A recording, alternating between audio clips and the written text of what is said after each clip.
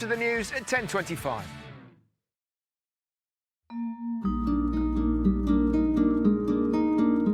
News time now on BBC One with Ben Brown.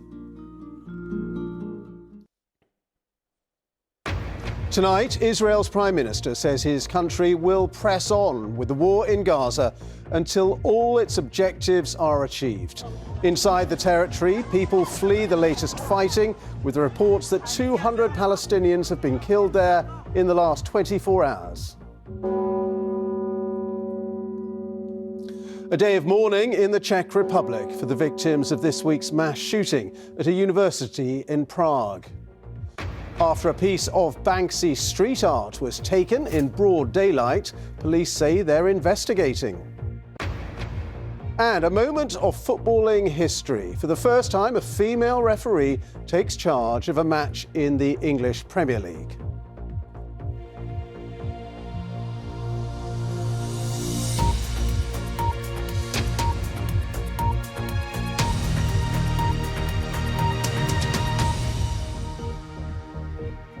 Good evening. Israel's Prime Minister has said his country will press on with its war in Gaza until all its objectives have been achieved.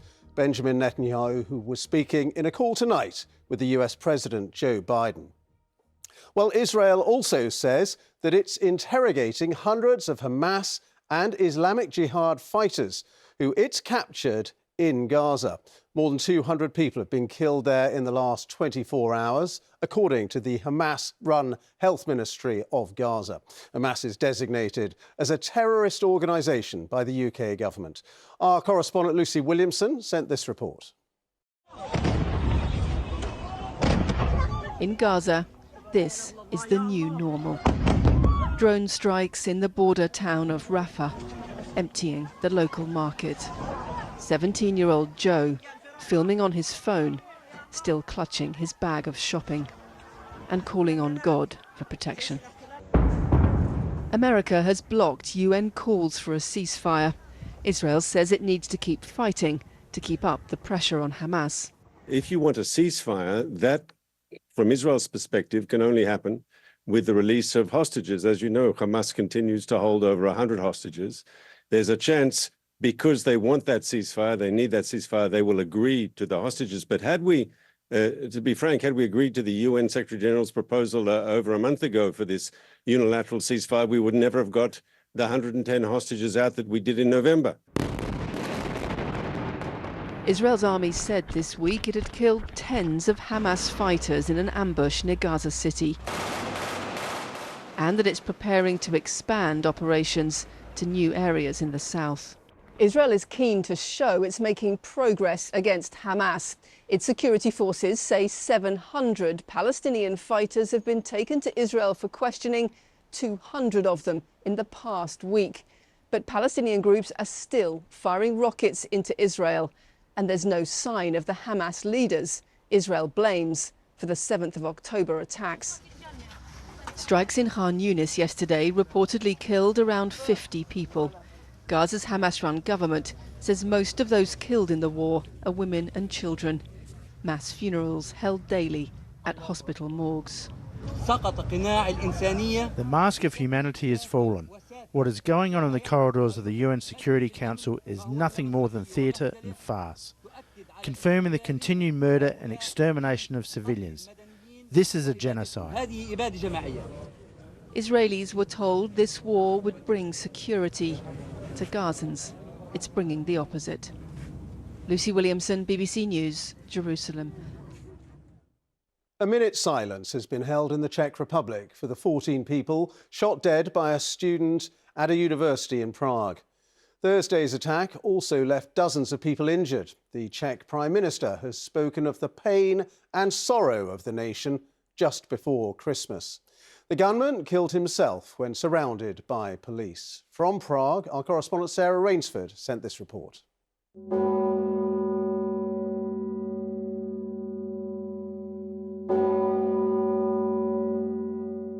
A nation paused today to remember the victims of an attack people here can't make sense of, that has brought pain and suffering. Church bells rang out across the Czech Republic to mark the moment. to honour those killed when a student attacked his own university, shooting in the corridors and classrooms. So far, we know 3 of the dead, including Lenka Hlavkova, a teacher who was 49. There are shrines like this outside universities all over the country. Here at the arts faculty that was attacked, some have personal connections to the victims. One of our, not friend, but neighbors of our city was died here. She was a professor of this, music professor. So it's very, very sad. Sorry. Unbelievable for us, this occasion. A friend of these women survived by locking herself into a classroom to hide. She cowered under the table. I saw her yesterday and felt sorry for her. She was still shaking. Images from a body camera show the police hunt for the gunman inside Charles University. At this point, the 24-year-old was prowling the corridors above. We're told most of his victims were female, but we have no idea of his motive. In the end, he turned his gun on himself. Many people were seriously injured, carried out of the building by police. This attack has not only brought horror here to Prague, it is a national tragedy. There are still many questions to answer about how exactly it was possible and how to prevent anything like it in the future.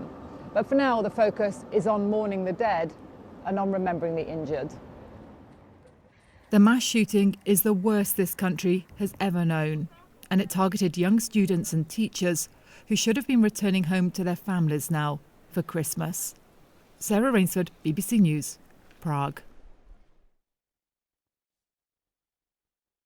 Here, a man has been arrested on suspicion of theft and criminal damage after a piece of street art by Banksy, painted onto a London road sign, was taken shortly after being unveiled yesterday. The artwork comprised images of 3 military drones attached to a traffic stop sign. Here's our culture reporter, Noor Nanji.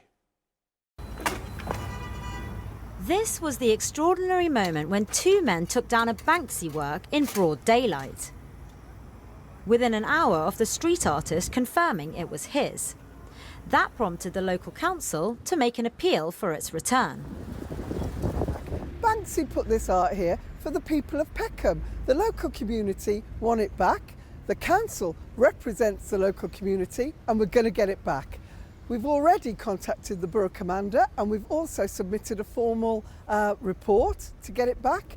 And also we've noticed that it's quite strong resolution footage of the people taking it down. So we kind of hoped that they would bring it back. The Metropolitan Police say they have arrested a man on suspicion of theft and criminal damage. It says the man remains in custody and investigations are ongoing. Anyone who may have information about the incident is being asked to call the police. The artwork was taken down from this spot at around lunchtime on Friday in full view of a crowd of assembled passers-by. A new traffic sign has since been put up for safety reasons. Local businesses have also said they're disappointed that the work by the famous street artist is no longer there. The work showed a red stop sign with 3 military drones painted on it. It was widely interpreted as being a call for a ceasefire in Gaza. Estimates of what the artwork could be worth have been flooding in. I would think that if it had certification from Banksy, which it won't because it's street art, although he has been known to give certification to some pieces of street art, with certification, I would say between £400,000 and £500,000. A local artist, meanwhile, took matters into her own hands. Installing her own version of Banksy's work, she said art should be accessible to everyone. Noor Nanji, BBC News.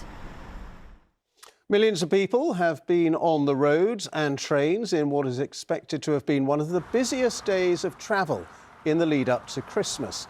Met Office has warned that poor weather conditions could also cause transport issues in parts of the UK this weekend.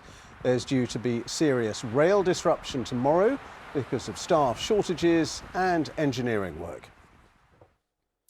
Thousands of people won't be able to spend Christmas in their own homes this year because of safety issues with the blocks of flats where they live.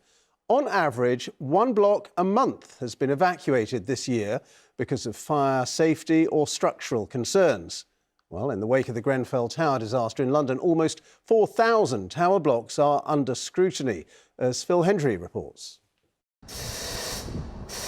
All wrapped up for Christmas, and the hammers ring out. For residents of these South London flats, a white Christmas takes the form of protective plastic sheeting, while their cladding panels are stripped and replaced. As first-time buyer Satara sorts out her presents, there's another presence that keeps on giving. Outside your window, drilling, music playing, chatting, talking about workman stuff straight outside your bedroom window from first thing in the morning until very end of the day. I can't even think about Christmas, to be honest. I'm going to be probably leaving the flat for as long as possible. The building's management are apologetic, offering compensation and to buy back many of the 270 flats. But some older residents don't want to move and wonder if they'll live to see it finished. Well, I don't know how to describe it. It's just so unpleasant to live here. When I think of like the community that we had, and it was such a lovely place to live, and now it's just turned into a full-time building site. It's a living hell. As we approach the 7th year since the Grenfell Tower fire, there are now nearly 4,000 blocks of flats identified as having dangerous flammable cladding or other fire safety defects. Of those, only about 20% have been fixed so far. The future for this block in Ipswich is uncertain. Residents were evacuated earlier this year because of numerous cladding and fire safety issues. Some, like Emily, are having to spend Christmas in temporary accommodation, paid for now, by the building's freeholder. It's hard because I want to enjoy Christmas, but also financially I don't know what the impact will be in the new year. The outcome looks as though I'm going to be essentially kicked off the property ladder. I was a first-time buyer, so I had all the privileges then, bought a dud flat essentially, and I think I've gone past frustration. It's just devastating, really. This year, ministers did finally manage to get 50 major developers to agree to fix their dangerous flats. But that's revealed another 1,000 blocks that will need checking. For hundreds of thousands owning or living in flats with cladding problems, seasonal goodwill towards the government and building industry is in short supply. Phil Hendry, BBC News. Now, there was some footballing history today when Rebecca Welch became the first woman to referee a Premier League game. She took charge of the match between Fulham and Burnley at Craven Cottage, which involved several yellow cards. Earlier this year, she also became the first woman to referee a game in the Men's Championship. For the first time since 1917, people in Ukraine will celebrate Christmas on the 25th of December. It's another way of moving away from Russia, which marks it on the 7th of January, and towards the West. From Kyiv, our Ukraine correspondent James Waterhouse reports now on how the country is preparing for its second Christmas since Russia's invasion. Bauble painting on the outskirts of Kyiv. In a war which takes so much, there's no stopping Christmas. Some, though, are more experienced at making decorations than others. Leocadia has done this since 1978. I like it. It's interesting for me. I enjoy it, she says. This factory in the Kyiv region was one of 3 to supply the whole of the Soviet Union. It still creates pieces of Christmas cheer, but on a much smaller scale. This time, there's an unmistakable military theme. I think that everyone who will take a look at a bauble like this will hope for the victory of our nation sooner. Despite the cold, industrial exterior, there's still a warm magic inside. The meaning of Christmas, despite everything, has not changed for Ukrainians, but the way they celebrate it has, in a cultural shift fueled by Russia's aggression. Fewer places know that aggression better than the town of Bucha. A memorial stands on what was once a mass grave for 500 civilians killed by Russian troops. Ukraine is moving Christmas to the 25th of December to both distance itself from Russia, which marks it on the 7th of January, and align itself with the West. For Father Andriy, it's more than just a diary change. Unfortunately, for many people in the world, Ukraine is always viewed in the context of being a neighbor of Russia. But I think that we are more a neighbor of Europe. Could you ever forgive Russia for what it's done to Ukraine? God forgives the sinner, but only those who repent. We don't see yet that the Russians want to, so I think it's too early to talk about forgiveness. For Ukraine, that would require Russia to stop its invasion. There are no signs of that happening. James Waterhouse, BBC News, Bucha. A woman with a rare double womb has given birth twice in 2 days after a total of 20 hours in labour. Kelsey Hatcher from Alabama in the United States gave birth to one daughter on Tuesday and then a second on Wednesday. Her pregnancy in both wombs was described as a 1 in a million chance. And that is all from me. There is plenty more on the BBC News website, but from me, do have a very good night.